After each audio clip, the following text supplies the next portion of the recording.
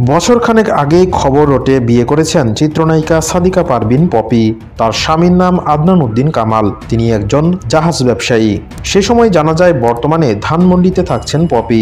2 বছরের একটি পুত্র সন্তান রয়েছে তার, যার নাম আয়াত। স্বামীর পরিবার পপিকে এখনও মেনে নেয়নি বলে অনেকটা বাসাবন্দি সময় কাটাচ্ছেন তিনি।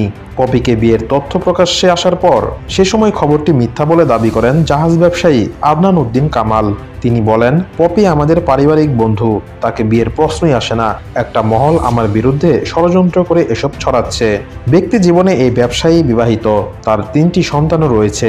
পপির সঙ্গে বিয়ের খবর তার স্ত্রী উপভোগ করছেন বলেও মন্তব্য করেন আদনান উদ্দিন।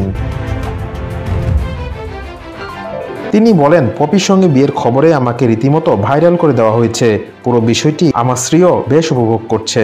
চিত্রনায়িকাকে বিয়ের খবর এভাবে হেসে উড়িয়ে দিলেও বছরখানেক পার হতেই সেই কামালের পাশেই দেখা মিলল পপির।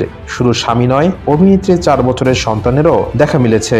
সোমবার খুলনার সোনাডাঙ্গা মডেল থানায় পপির বিরুদ্ধে একটি সাধারণ ডায়েরি করেছেন তার ছোট বোন ফিরোজা পারভিন। যেই জিডির সূত্র ধরেই পপির স্বামী সন্তানের খোঁজ মিলেছে। সম্প্রতি গণমাধ্যমের হাতে স্বামী সন্তানের সঙ্গে পপির কিছু ছবি এসেছে, যার একটিতে নায়িকাকে স্বামী ও ছেলের সঙ্গে কেক কাটতে দেখা যায়। এটি তাদের সন্তান আয়াতের জন্মদিনের ছবি।